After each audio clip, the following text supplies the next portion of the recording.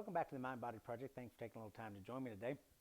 We're continuing our month-long series on mental health. And a couple weeks ago when I sat and talked to my friend Monica, we talked about anxiety and different mental health issues. And I mentioned during that show that my wife Kim also has anxiety, and we've discussed in that show also discussed about my high functioning anxiety. And so today I'd like to introduce my guest today, which is my wife Kim. Thank you, Kim, for being on the show today. And I wanted Kim on today to share a little bit about her experience with anxiety, some of her coping tools and things that she uses. And I thought it'd be good that we give all this advice on the show, but how does it look in practicality? How does it look when we actually put it in practice? So I thought today would be a good way to kind of show that as her and I discuss and have some conversations about that. So first of all, we've had a couple shows together already. In our very first show last year, we talked about your anxiety and some of those things. And so I kind of wanted you to share again for those that may be new to the show and just listening, may not be going back to those earlier shows, kind of what was your kind of earliest memory of having it? Like when you might be in a car or... Well, when I was growing up, I always was afraid to ride with anyone but my parents because I thought that they might speed and get pulled over and we'd all go to jail. And that gave me a lot of anxiety. That I didn't know what that was then, but I mean, it was a big deal to us. Like, I didn't want to ride with anyone. And then even something so small as like I was in Campfire Bluebirds, and even visiting the police station for a tour of the police station when I was little, like I couldn't, like we, they wanted to take a picture inside the jail, And shut the door? Shut the door, and I couldn't let them shut the door because I thought we'd get stuck in there. So looking back now, I see that I had, that was probably my earliest memories of anxiety, but I didn't know what it was. I just thought I was being scared. And so do you think and it's more so we've probably recognized it in the last few years, like 4 or 5? 7 or so. Yeah. And so what do you think, like, what happened to it in those? Do you think you're still dealing with it and just didn't know what it was? Like, because we've been married almost 19 years. So in those early years of us being married, do you think it...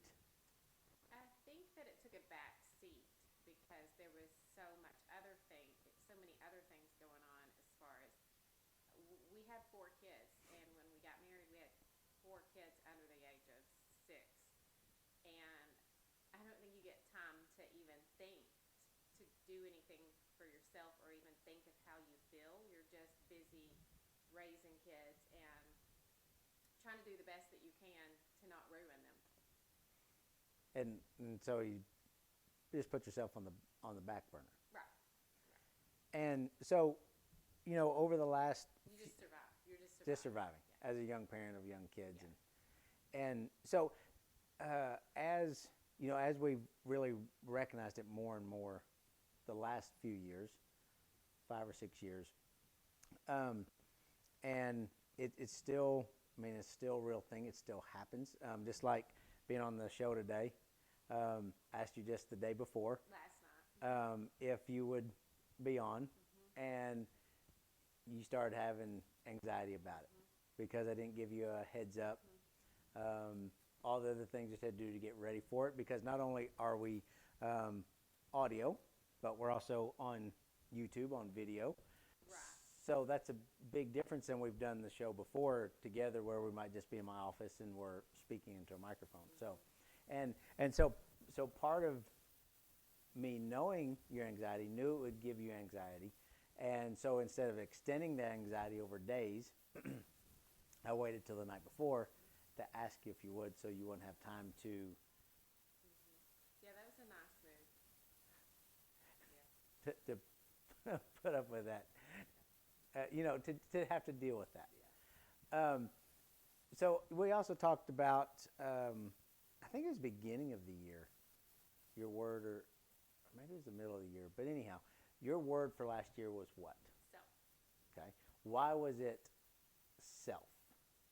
And the word of the year we decide on the beginning of every year, something that may be a weakness or something we may want to work on for the next year from the previous year. And so, what was your reasoning for self for 2022? Because well, for a couple of reasons. Because as a mom, I don't think that you do ever take care of yourself. I think you're the last person to get any kind of care or anything, or recognition, anything as a mom. But also, as we started approaching the end of the year and I started thinking about different things that I had done in my life, and then I thought about how I didn't finish them, and I just started like over and over playing different things out in my head of different things that I had started, and I just quit them. And when I was done, I just walk away and leave it. And I think that I realized that I would just quit on myself all the time. Everything that I had done, I would just quit, and I didn't want to be a quitter anymore. I wanted to be able to finish something.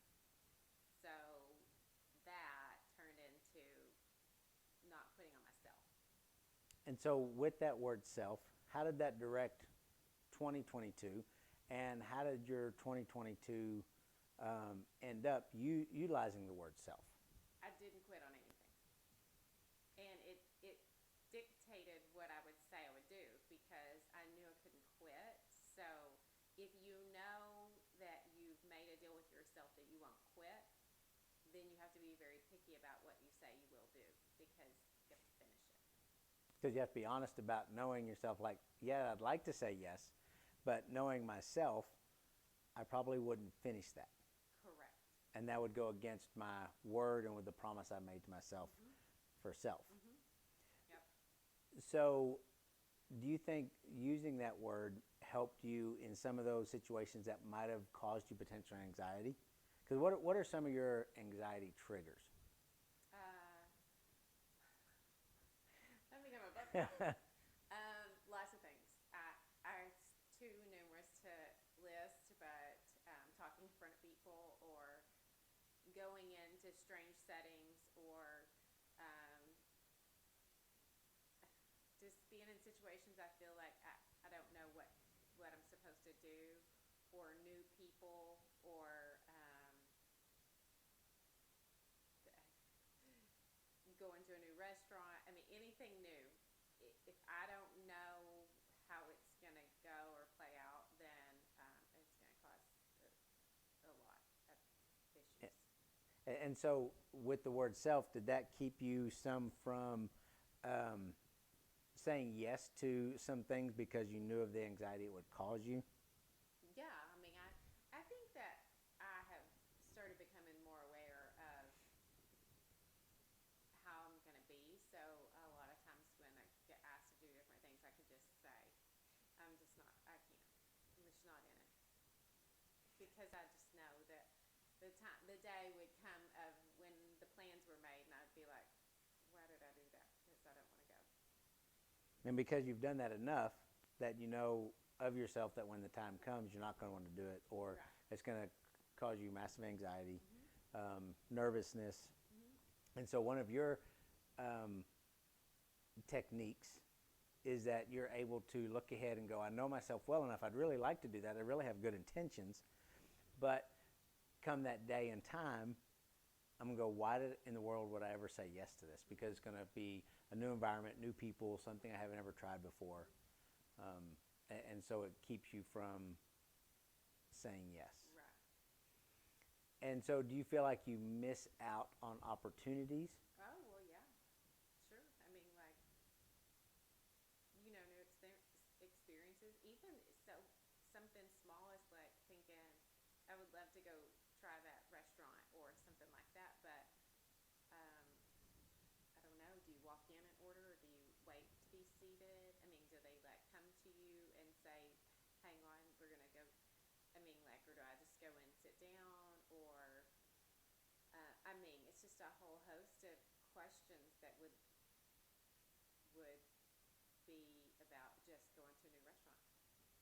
what would I eat? What if it's not good?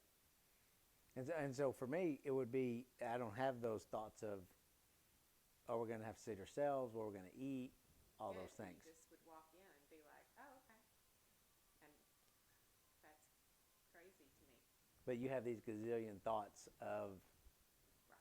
all these things, and so they'll stop you from potentially trying new things. Yes. And and what have you started doing the last couple of years? If you do have to go, if you might have to, because you sell products, and what if you have to go deliver those products? What do you? Well, now I will just tell my people, like if it's like when I go to make deliveries, I just am real honest now, and I just say, okay, so I've not been to your place and have a lot of anxiety, so I just need to know, like, do I need to walk in the building and turn to the right, or go to the front desk? And have you told them ahead of time that I'll be coming? Are they going to look at me like crazy? Or, I mean, I just need to ask all the questions so that I'm prepared for anything that might happen. Like, so if nobody's at that desk, do I just set it down, or do I find someone else? And you're real upfront with them. So, There. and do you think that has helped in those situations instead of not telling them and just trying to guess it? You think it's helped for them to explain exactly how you're feeling and what you need to know? Well, it helps me because then I don't get in the car and cry because I'm like, I didn't know where to go. So then I just walked out and yeah. Like, and sitting in the car and doing that, there's times too that you might go to Walmart Yeah, I don't just sit in the car and sit in the car because why? because I have to go over who might be in there and what am I going to say? And like, even, I mean, it could be something silly, like even just not even like, what if I see somebody I don't like? It's what if I see someone I like? Like, how am I going to be normal and just speak and say the right words? And I'd just rather even like I hate to hurt your feelings, but like, ooh, I just want to go the other way. I like you and I like you as a friend, but I don't. I just want to go the other way. Because you might feel awkward because you haven't thought out all the words and conversations you're going to have, Right. and So I don't know what to say. and so it just makes you feel awkward because you're not just going to make conversation. You want to have it all planned Right. out. And so then it just comes out like something just where they're looking at me like, this doesn't even make sense. So this is just easier to just be like, And so when you're sitting in your car and trying to talk yourself to go in, how do you get yourself to do that? well, you just end up having to say, you just got to go in. You can't sit in the parking lot the whole time. So, the grocery pickup's a great thing, but sometimes you have to go in. So you just have to do it. You just have to go. And um, and so also, when but we talked about too when you gave your anxiety a name, Susan. Susan. Dang it, Susan, leave me alone. And so did that make it? And Susan's just a random name that you picked, and does that help to be able to?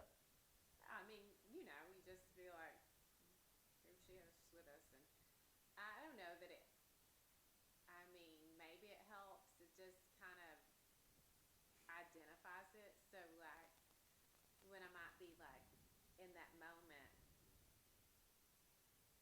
you think of anxiety as being this thing that, like, oh, what is it? Or like, it presents itself different for everyone. And so, you sometimes someone without anxiety can't really like see that or recognize like that's anxiety. And so if you just name it like a person, like that's a thing. Like if you just say anxiety, you'd be like, well, what is that?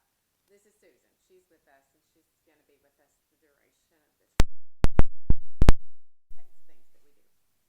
Because she causes the anxiety. She causes you have all these questions and what are the people going to say, and what are some in your trying to manage it, because we have together worked on managing, because I know as your husband that there's triggers that cause you. So you go ahead and ask me to be on camera. yes, Okay. yeah. So, but I did. But I just wanted to be able to share with the audience that it is a real thing, and that just the simple act of me asking causes anxiety. Um, and I knew it would, but I knew it would benefit someone else that may be dealing with it because um, you just did it. But one thing that is helps cope is when we're together. When we Well, go, because I know more than likely you're not going to put me in a questionable situation. I mean, there have been several moments that you do, but I continue to trust you. and we come out alive. I mean, we So far, we've come out alive. yeah, we haven't had any issues. Sometimes it has, right. Now sometimes we don't get along, Mm-hmm. and you might be crying, and I might tell you to get a hold of yourself. Yes. Um, and I don't know that that's always the best way to deal with it's it. not the best way, It's work. but we haven't had that happen in a long time. No. But it does help, if we're together, because I can deflect some of that. And there are some things I know that trigger you that try to guide away from if I know it's going to cause anxiety, or yes, you may think it's a good idea and you want to say yes, and we kind of talk about it. What is dealing with it over the years? What is something that you could share with people that would help them? Something that they could do to help make a difference. To maybe not make it better, but to manage it.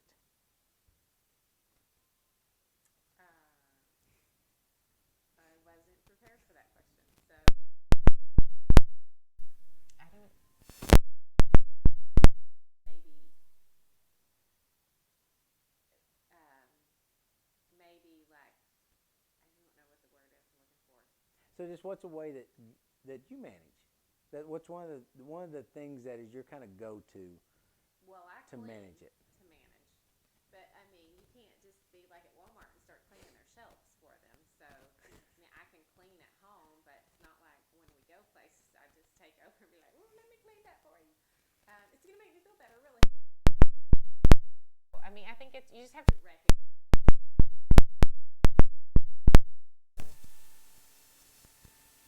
and then you just a lot of self talk.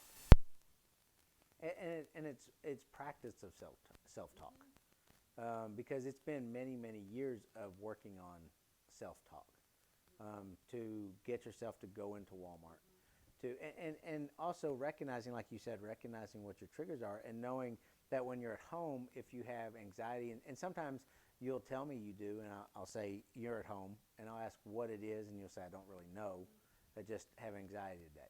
And so when you clean at home, that gives you an outlet for it. So I think it's important for people to recognize what might maybe active and help you do it at home.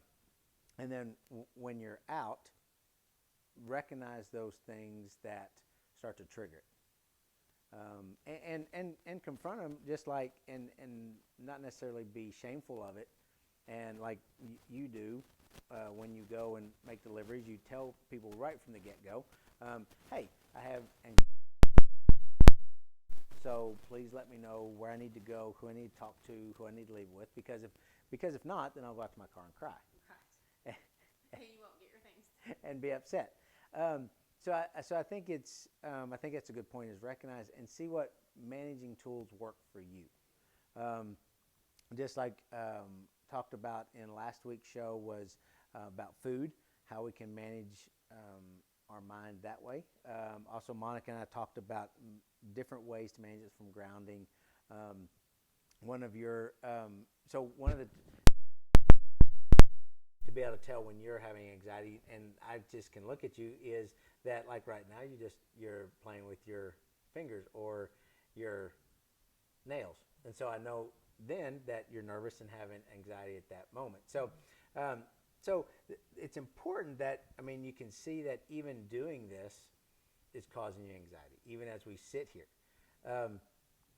But for you, that's also a coping mechanism, is to is to rub. I know sometimes I can tell if we're traveling or in the car. If you have a blanket, you rub on the blanket. Or if we're in bed, you have the blanket and you rub on it. I can tell those. Those are when I know that you're can tell. But I think that's some ways that you manage it, but you don't really notice it necessarily. Right. But so when you finished 2022 with the word self, did you feel proud of yourself for that year? Yes, because most things like that, even dumb things like a Peloton streak, it just gives you like with Peloton, you get a little blue dot if you work out every time you work out, and if you work out at least once every week with the Peloton app, not necessarily that I wasn't working out, but with that app, then you get a streak. And so at the end of the year, I had a 52-week streak. That meant I had to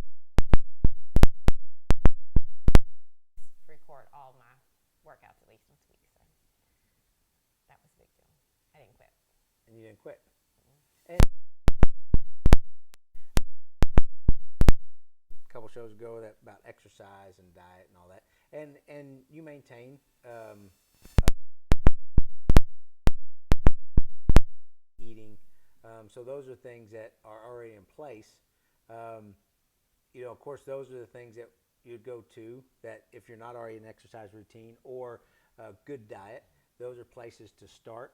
But in our case, those are already in place. Right. So those are our habits.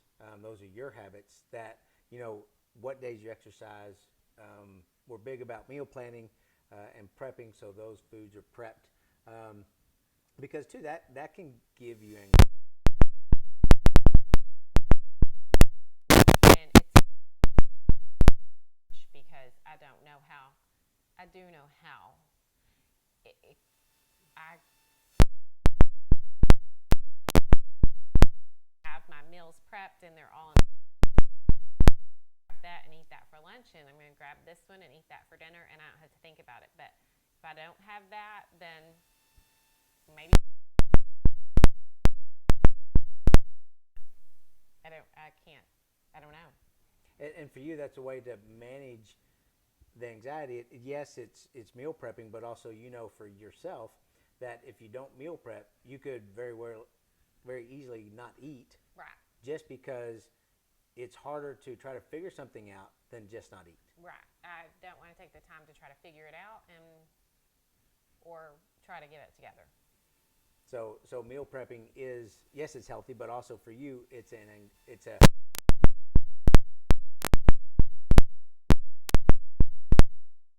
and we like to, just like for the most part, we like to be planned. Mm-hmm. We're pretty structured. We're very routine. Mm-hmm. We do everything the same. That's just kind That's of what we do. Because it kind of worked for your anxiety. The other week that was a shock to me. I sent it to you, and when I sent that that podcast to you about high functioning anxiety, what was your first thought? This is you. I mean, I listened thinking you sent it to me to say like, this podcast is about me, and how you were like, okay.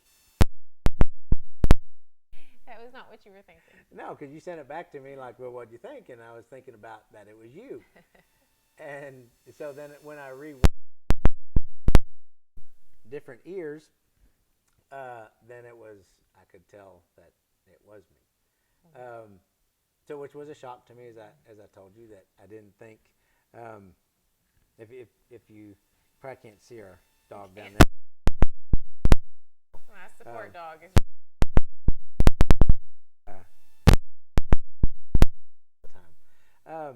but high functioning anxiety for me, it was not something I thought of about myself.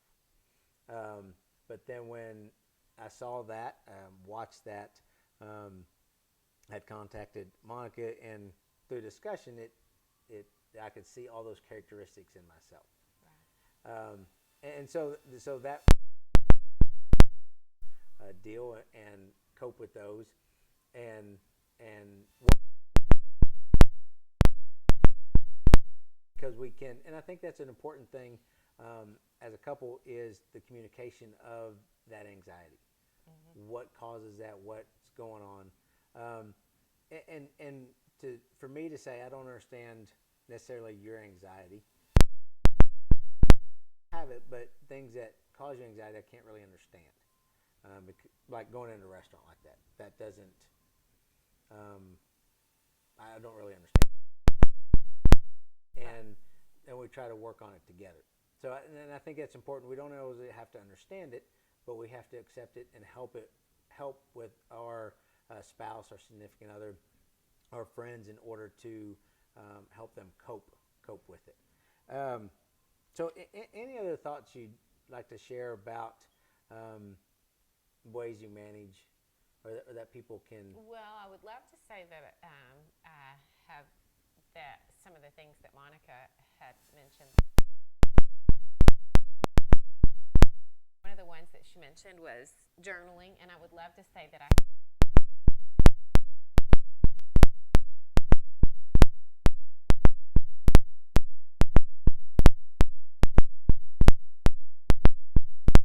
not here tomorrow. I don't want anybody to be like, oh my, I mean, the same way about my phone. Like, if something happened to me and then there's everything, I don't want everybody to find that and think, oh my goodness, she's a nutty person for sure. I mean, she got some issues. So I love the idea about journaling, and I will say I had saw something about anxiety recently in journaling, and it showed a different type of technique to where when you sit down with your pen and paper to journal, instead of you're writing, but you're just squiggly marks, you're saying it and forming words. You're basically with journaling, you're trying to get your thoughts to you're never read those because you don't want to know.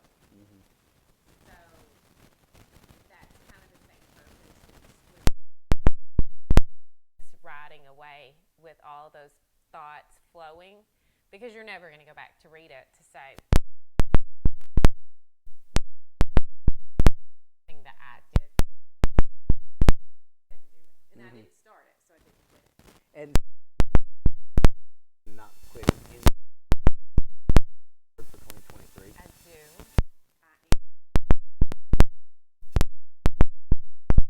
It was hard because every year I usually say I'm going to read the Bible.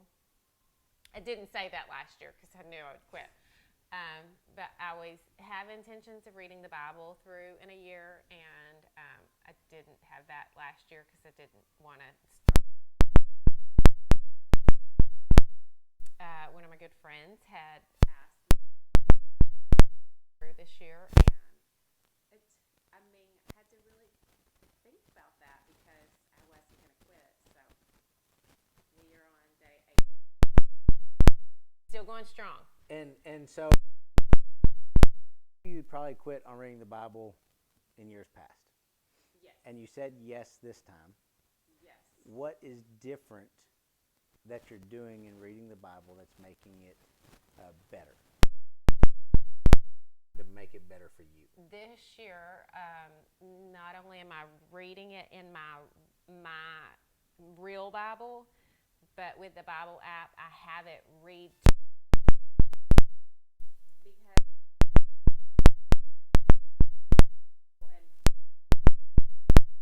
Genesis, and they're giving you all the genealogy, and there's such hard words and names. I would catch myself just getting caught up on, well, I don't know how to pronounce it. Well, I don't know what that is. And so when I realized that I could have the Bible app actually read me the passages and I could read it at the same time in my Bible, I don't get caught up on any names because they just, I read along and I can hear it and see it. Listen to audiobooks or like you listen to podcasts while you're doing things because what they're something else. So